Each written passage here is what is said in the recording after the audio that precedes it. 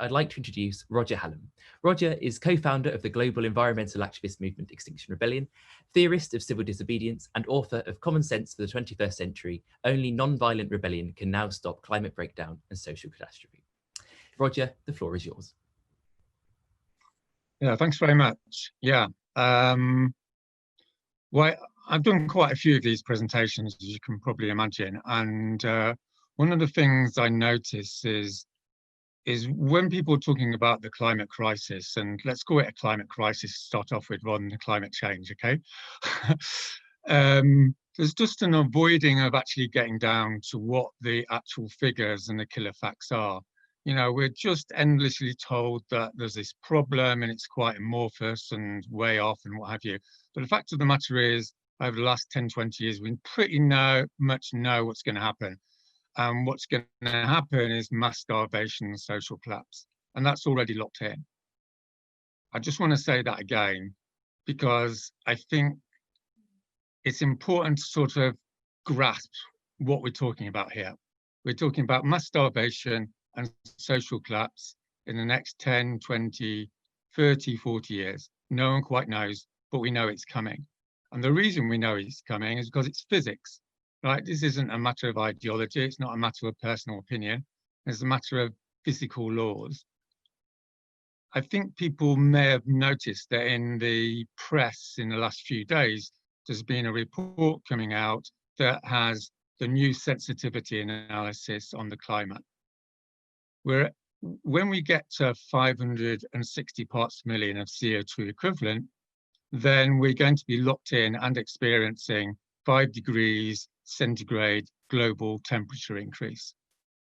We thought for about 3 or 4 decades it was going to be 3 degrees, which is a total catastrophe.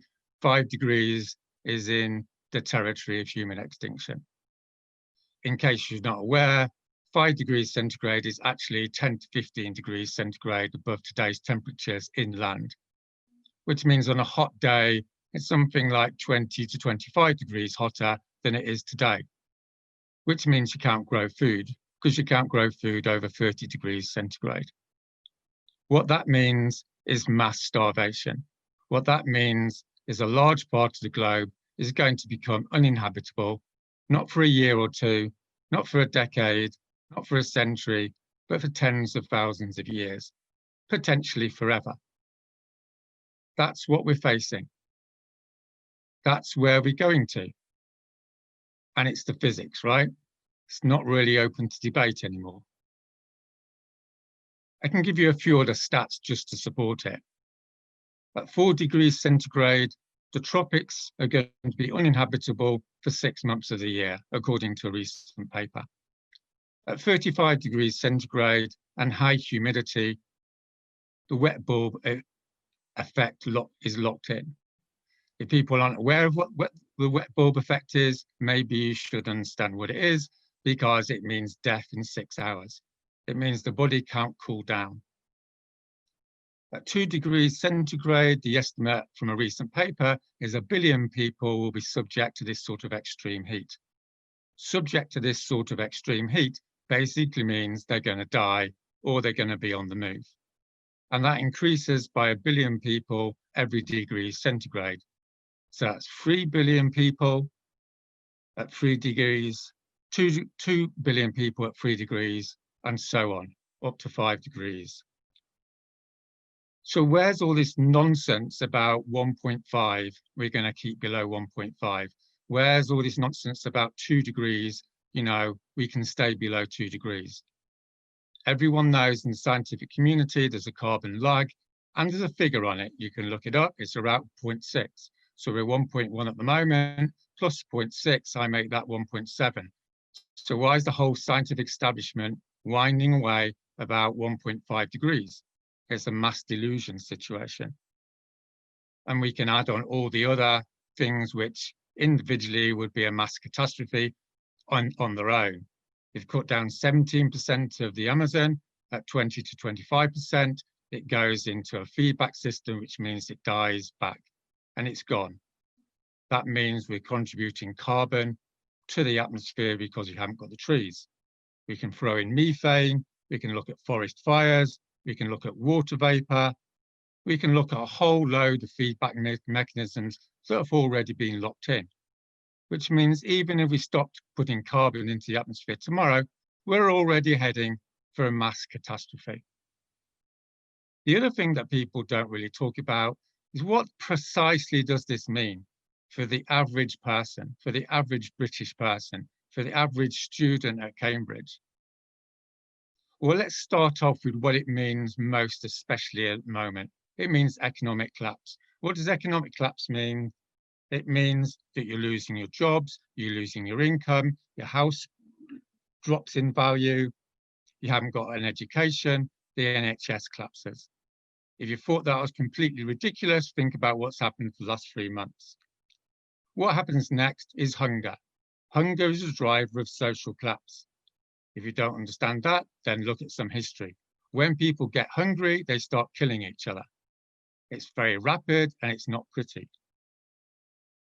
What happens after that is war, rape, starvation, death. Have a look at what happened in the Second World War. Let's have a look at what happened in the Congo. This is what happens when societies collapse. And in case you don't quite get it, this leads to human extinction. Human extinction through mass heat, through loss of habitat, through starvation, and through a reduction in oxygen. And you can look that last one up because I haven't got enough time to explain it. So what does this mean practically? What does it mean in terms of morality? One of the things that all these discussions do is they tend to imply we've got some sort of natural crisis here. We haven't got a natural crisis here. We've got a situation of catastrophic, unbelievable criminality. We know that these effects are being created by policies put in place by people with names and addresses. They're the top politicians and they're the people running the companies. These people are engaged in the mass murder of the human race. That's the situation. So how does this relate to COVID? Well, COVID is just a small little prelude, isn't it? A little example. We know, it was in the papers last week, that the British establishment is so embarrassingly stupid that it can't understand the exponential function. If it shut down the British economy a week earlier than it did, it would have saved 20 to 30,000 lives. That's not very impressive for Cambridge and Oxford, is it? Because these people educated these people who can't even understand something as basic as looking what happened in China and looking what happened in Italy. It wasn't like we didn't know. And now we've got 20 to 30,000 grieving families and a massive amount of unnecessary suffering. This tells us two things. The elites are unbelievably stupid and they're unbelievably uncaring. That's the situation. What does this mean practically? What does it mean like this week? I'm talking to mothers this week who are in tears because they know their children are going to die. I'm talking to young people this week who don't see any point doing an education, don't see any point in the future because they know they're going to be starving to death. What does it mean for Cambridge students joining the elites? It means in 10 or 20 years' time, they're going to be administrating the response to mass starvation. We're entering endless war. That's what the new generation is looking at, and that's what Cambridge students are looking at. So what's the solution? You'll notice from the other three speakers and from the establishment generally, there's no talk about the obvious solution. It's a historically illiterate perspective because everyone knows what the solution is. The solution is rebellion. To take down the governments and replace them with people's assemblies who will actually get on with the job. We've had 20, 30 years of catastrophic failure, and now it's time to act. Mass civil disobedience works, mass protest works. We've just seen that with Black Lives Matter. What we need is thousands of people on the street. And I invite the Cambridge students and anyone listening to this to get in touch with Extinction Rebellion, The rebellion is going to be back on the go later in August, in September. This isn't just like an additional idea. You know, this is it. This is now. This is the reality we face. And what I'd like to suggest is it's quite slightly obscene to continue to analyze the situation. What we need to do is to talk about what we are going to do, what Cambridge University is going to do, what's it going to do with, what is it, £377 million of fossil fuel investments? Why is it still investing? That's the key question for Cambridge University at the moment. Does it want to engage in continually catastrophically criminal activity? So what I'd like to ask the other three panelists is, what's the plan? Seriously, guys, what's the plan? You know, let's talk about how we're going to respond. Let's interrogate 30 years of establishment failure. That's where I'd like to contribute. Well, thank you very much, Roger, for those somewhat dystopian thoughts, but not least for helping broaden out our debate. I will take on that question actually and open it up to the other panelists. Is there anyone here who would mount perhaps a defence of the establishment's involvement in climate politics? I see a hand from Martin Rees, so I will pass over now. Well, I'm not sure. I'm certainly not going to defend our government. I mean, I think they're second-rate ideologues and chancers. I've got no opinion of them at all. But I mean, I do disagree with these conclusions, because first of all, what we do in what matters for the climate is what happened in India. And the question is, what's Extinction Rebellion going to do to stop India building more coal-fired power stations, unless they can more cheaply have some sort of clean energy?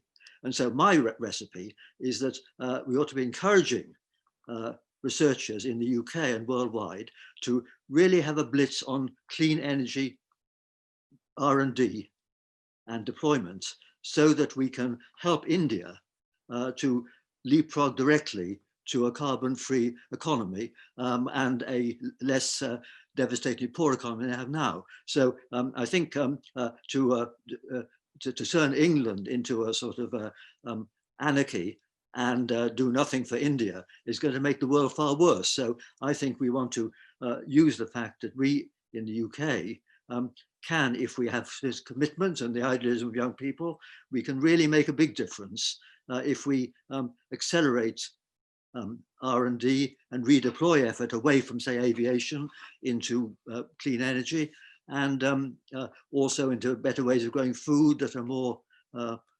robust against changes in climate. So I think the answer lies in science and making a mess of the UK, which Extinction Rebellion would do, is going to do nothing for India and will make the world's situation worse. So I'm very strongly against what's just been said. Might I ask, we've got a question here from the YouTube live chat, which I think sort of feeds into this a little bit. Louisa asks, how do we foster long-termism into our political systems? Democratic systems by nature produce short-term time horizons. There is little incentive to focus long-term, e.g. on mitigating ecological breakdown. Do we agree that there is some sort of fundamental weakness in the way that Western democratic systems are set up? And is that something that will hold us back in dealing with coronavirus or with climate change? Is there anyone that would like to take that on? Perhaps one for Alice? Sure, I will address the comments. For me, what COVID has illustrated is that we actually need strong governments to address catastrophic risk. As we've heard from Will, we've had focus on private markets. The markets will solve this, private sector will solve this. I think COVID has made clear that the private sector cannot solve this on their own. They can be a partner, but we need strong governments. And with strong governments, we have the necessary money to invest in the science, and then also provide the incentives to make this switch. And if we can focus on that, and in the United States, that would probably require us to do some campaign finance reform so that we have politicians who are not beholden to special interests. But we also need to have long-term policies. You know, after World War II, after that experience of the generation of young men, the United States saw great collective action by its government to build some great infrastructure structures that have lasted us now or in a failing state, but that we need. So I think that this disparagement of government is short-sighted. I cannot imagine that removing the government structures will allow us to organize sufficiently to make the kinds of changes we need. And I think we need scientific investment to help us answer some of these questions that still plague us, including the technology that would allow us to remove carbon from the atmosphere at a scale that's economically feasible. So I would think we need to actually go in the different direction, but make sure that we have the political leadership that can lead us in the way we need to go. I think Will would like to come in on that point. Yeah, I just wanted to comment on the point about the democracy and long-termism. I don't think there's any particular problem with democracy that any other system doesn't have. And in fact, I think a lot of our democracies have some, advantages and capacities that other kinds of systems lack. And what we need to do is try to make the most of those. So here in the US, our democratic system isn't very democratic. As I mentioned before, the pain of both of these crises fall, very disproportionately on more vulnerable people. And those are precisely the people that our electoral system tends to underrepresent, that our political system makes it very, very hard for people to vote. So the people who are most likely to get hurt are the people that are least empowered to have their voice heard in our democracy. And that creates problems. Part of the function of democracy is protective. It's for self-defense. You need to give people a voice so that they can speak up for their own rights and interests, that they have some mechanism that's going to defend them when they're in danger. And if you strip people of equal protection of their rights and of their political liberties, they're not going to be able to defend themselves. And that actually puts us in danger, right? Like the people who are most likely to be hurt are the people who are most likely to deliver the political will to do something about it. And if you systematically disenfranchise those people, you put yourself in danger. And I want to echo Alice Hill's point about just corruption and influence in political systems. That's clearly a profound problem that we have now. And again, it's a failure of our democracy to be democratic, that the rule-making and policy-making process can be so thoroughly co-opted by powerful interests, and that the people as a whole have so little authoritative role in shaping the rules and laws that that will determine their lives, that determine their fates. And so there's a lot of reform that we need to do to make our democratic systems democratic. And that, I think, will actually help deal with these problems, make our systems more responsive, and make sure that the people who are most likely to suffer are empowered to make their voices heard and to change things before bad things happen.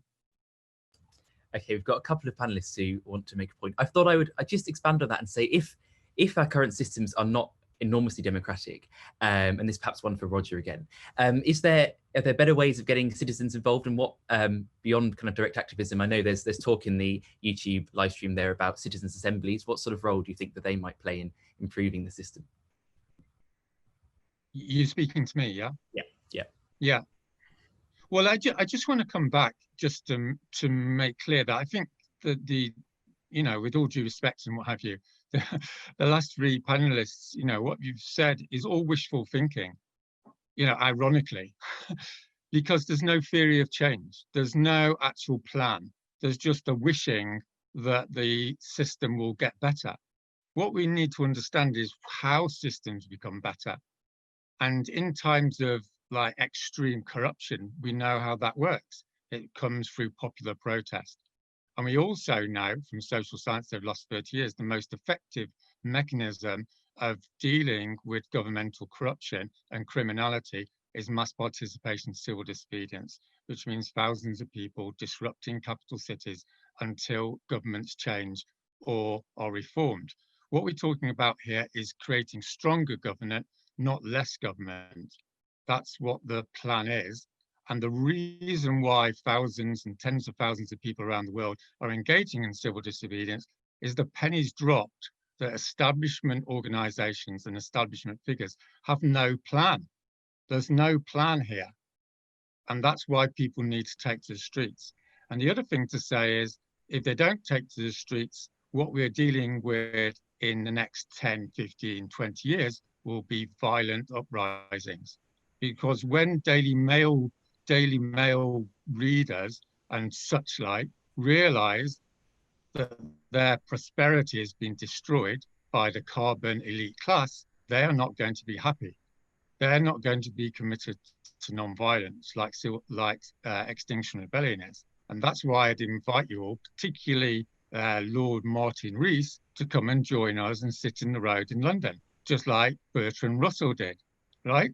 You know, the aristocrats and the elites used to have some responsibility for the continuation of the nation. But I don't see anything happening in Cambridge University. I don't see any movement by the elite figures in this country to say, I want to actually help save this country from destruction. And the reason for that is very straightforward. It's plain and simple cowardice. There's no sense of honor. There's no sense of duty. There's no sense of putting nation before money. And that's the value system that built this country in the past, is it not? So that would be my challenge, particularly to Martin, but also to Alice and Will, is the game's up. We all know the game's up. And just to be clear, there is a plan. We all know what the plan is. If you read what Extinction Rebellion has to say on the subject, is all around the world, ordinary people are taking control of their collective lives through citizens' assemblies. That's randomized selections of citizens making decisions because politicians are completely incapable of doing so. So there's a gradualist and sensible and non-violent solution here, but it does involve going to the streets. And again, that's what I'd invite Cambridge students to do. You know where we are, Extinction Rebellion, look it up. I'm very interested to hear from Martin on joining me sitting down in Strand in September. Yes. Fine. Well, let me say I'm in principle happy to have these peaceful protests in the city, as long as they don't disrupt ordinary people like you did on underground trains and things like that. That was a real own goal from your point of view. But I think a peaceful disturbance, which doesn't really harm people too much, raises the profile of the issue. And I want to say that the key thing to do is to make people care about a long-term issue like climate change when there's always immediate problems like COVID-19. And I think politicians will in fact do the right thing if the voters support them. Mr. Jean-Claude Juncker, maybe not everyone's favorite politician, he famously said that people in politics know the right thing to do. What they don't know is how to get re-elected when they've done it. And therefore they don't do it. And that is why I think we do want these demonstrations, in order to make people aware that these are crucial long-term issues. And then the politician will do the right thing. Let me take one rather trivial example, which was Mr. Gove, not a very enlightened man, agreeing to have legislation on non-reusable plastic drinking straws and such like. He only did that, and I know it was a very small thing, because the David Attenborough programs had made millions of people aware for the first time of the dangers of pollution by plastics in the ocean. He knew that he could make this very minor reform without losing support. And if we can have mega versions of that, where the public does really care and is prepared to make sacrifices, then the politicians will do it. But going back to Cambridge University, I think that much the most important thing Cambridge University can do is have a mega research program to improve batteries, to improve other kinds of clean energy and energy storage for not only the UK, but far more important for India, to make sure that India doesn't have to depend on coal-fired power stations. And indeed, as Will said earlier, I think there may be a problem because one consequence of the pandemic is that the price of oil has gone right down. So it's even more likely now that India is going to build coal-fired power stations and not renewables. So we've got to bring down the cost of renewables and make them more sophisticated. And that is where a university like Cambridge can really do some good. So I think we ought to inspire young people who are idealistic to do things like that in the climate. And also we have a major plant science department. And what we need to do is to ensure that we can feed 9 billion people by mid-century. This needs high tech in order to feed everyone and avoid encroaching on forests to do it. So here again, it's the expertise which we are going to need and which we can develop. Just as in the case of COVID-19, we want expertise to be deployed, and that's what universities can do. I thought I also ask perhaps. Can I just say that presumably, Martin, that means that you would like Cambridge universities to stop being corrupted by oil companies. I'm sure you're aware there's the Cambridge Arctic Shelf Programme, there's the BP Institute, which is ploughing money into mass suicide projects of taking oil out of the Arctic and such like. So I think this is an opportunity, you know, as an ex-Trinity man, as you've said you are, to say to Cambridge University, the game's up, get out of oil while you can, where you've got some self-respect as an institution, and rightly, as you say, put your energies into saving humankind rather than destroying it. Isn't that what you would agree with? I think you're probably right, but on the other hand, as Bill Gates has said, you may be more effective if you're an activist shareholder rather than selling your shares, which are a tiny fraction and make very little difference. So I think it's not quite as simplistic as you're saying, that you should always disinvest rather than try and influence from inside. Or I move the discussion on. I see Will there's put his hand up. Is there anything you'd like to weigh in on this? Yeah, I just wanted to make a point about others in our discussion not having a plan. One of the things that, you know, one of the basic facts, one of the animating facts about democracies is just rampant disagreement. People disagree about things, and we need institutions that contain that disagreement to protect, to keep it from, you know, always spilling out onto the streets. Now, sometimes there's no alternative, and I think we all are in favor of peaceful protest that creates pressure to make change. But it's very difficult to know what the thresholds are. Like, how much do you need? Like what happens if you get counter protests of a certain size? Like, what happens if they do become violent and the police, you know, come out and start smacking protesters around, which has been happening in cities all over the country here in the US in the Black Lives Matter protests. To me, that sounds like wishful thinking, that somehow we're just going to summon the popular will to mobilize millions of people onto the streets, and that they will all be so aligned in their perspective that will drive policy change in a particular direction, and then that will solve the problem, or that will have people randomly selected, you know, have citizens assemblies or little deliberative democracy, you know, experiments, and that what they determine in those things will be considered authoritative by anybody else, and that it would be binding in some political way on anyone else. This all seems very wishful to me. I think, you know, the things that my institution is trying to do, which is to, you know, create market structures to incentivize decarbonization, is a plan. It's hard. You know, just with all due respect, you've been pushing that line for 30 years, right?